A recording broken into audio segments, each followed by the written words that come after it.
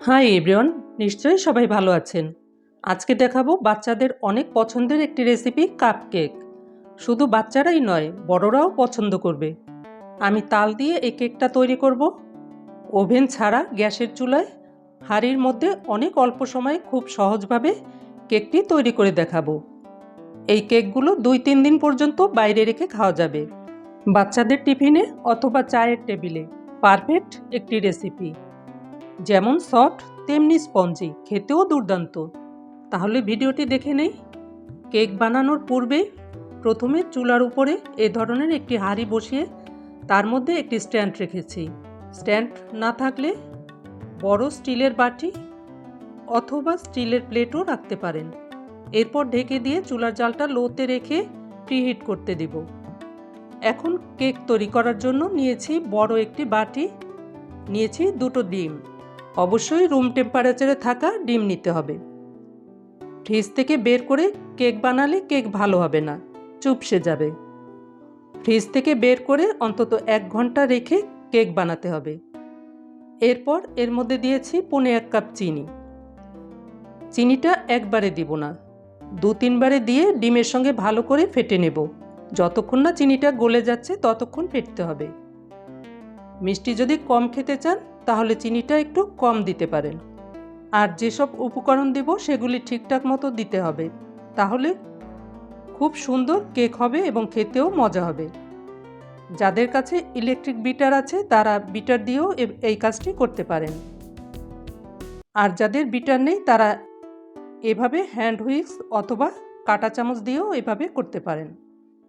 যদিও এতে অনেকটা সময় বেশি লাগে, কি আর করার। দেখুন ফেটতে ফেটতে ঠিক এরকম হয়ে যাবে। এখন এই পর্যায়ে দিব আধা কাপ সাদা তেল অথবা রান্নার তেল। এখন 2-3 মিনিটের মতো হালকা হাতে তেলটাকে মিশিয়ে নেব। এরপরে এর মধ্যে শুকনো উপকরণগুলি মিশিয়ে নেব। তার জন্য একটি চালনি নিয়েছি। এই চালনির উপরে নিয়ে নিলাম 1 কাপ ময়দা। আটা কিন্তু চলবে না। 1 চা চামচ বেকিং পাউডার, 1/4 চা চামচ অর্থাৎ 1 চামচের 4 ভাগের 1 ভাগ বেকিং সোডা। এরপর দিয়েছি 2 টেবিল চামচ গুঁড়ো দুধ। এটা না দিলেও চলে, তবে দিলে অনেক টেস্ট হয়। তারপরে এগুলোকে ডিমের গোলার মধ্যে চেলে নিয়েছি। এখন আস্তে আস্তে করে আলতো হাতে একদিক থেকে এভাবে মিশিয়ে নেব, উল্টো দিকে ঘোরানো যাবে না। যখন সম্পূর্ণ মেশানো হয়ে যাবে তখন এর মধ্যে দিব সেই ইম্পর্ট্যান্ট তালের কাঁধ, 1/4 কাপ অর্থাৎ 1 কাপের 4 ভাগের 1 ভাগ। এই কাঁধ তাল থেকে সরাসরি বের করে কেকের মধ্যে দিয়েছি, আগে থেকে জাল করিনি কিন্তু। এখন তালটাকে ময়দার গোলার সঙ্গে ঠিক একইভাবে আলতো হাতে মিশিয়ে নিয়েছি। সবশেষে দিয়েছি 1 চিমটি লবণ। এর থেকে বেশি দেওয়া যাবে না।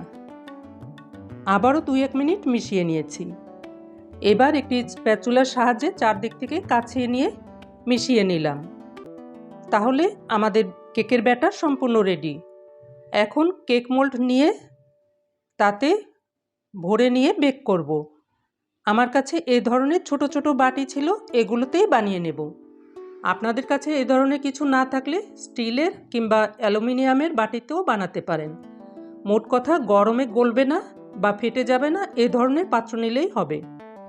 আমি এরকম একটি চামচ দিয়ে 1 চামচ করে মোল্ডে দিয়ে দিলাম।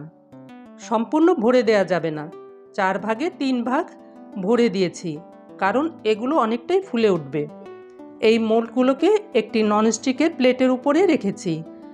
কিছুটা ব্যাটার রয়ে গিয়েছে, সেগুলোকে ওভেনে বেক করে নেব। এখন কেকগুলোকে বেক করার পালা। তার জন্য চুলার উপরে আগে থেকে যে হাঁড়িটা গরম হতে দিয়েছিলাম সেই হাঁড়িটার ঢাকনাটা খুলে কেকের প্লেটটাকে সাবধানতার সাথে স্ট্যান্ডের উপরে বসিয়ে দিলাম। এই কাজটি খুব সতর্কভাবে করতে হবে যেন গরম হাঁড়িটা হাতে না লাগে। এরপর ঢাকনা দিয়ে ঢেকে দেব। প্রথমে চুলার জালটা 5 মিনিটের মতো মিডিয়াম আঁচে রেখে বেক করব। তারপর 5 মিনিট পরে চুলার জালটাকে মিডিয়াম টু লো এর মাঝামাঝি রেখে বেক করতে হবে। এর মধ্যে কিন্তু ঢাকনাটা খোলা যাবে না। 20 থেকে 25 মিনিটের মধ্যেই কেকগুলো হয়ে যাবে। কেকগুলো হয়ে গেলে টের পেয়ে যাবেন তার গন্ধে। 20 মিনিট পরে ঢাকনাটা খুলে নিলাম। ওয়াও, দেখুন একবার কত সুন্দর ফুলেছে এবং কালারটা একটু দেখুন। একটা কাঠি দিয়ে চেক করে দেখাচ্ছি। কাঠির গায়ে কিন্তু একদম কিছু লেগে আসেনি, তার মানে বুঝতে হবে কেকগুলো হয়ে গেছে। এরপর এগুলোকে নামিয়ে নেব।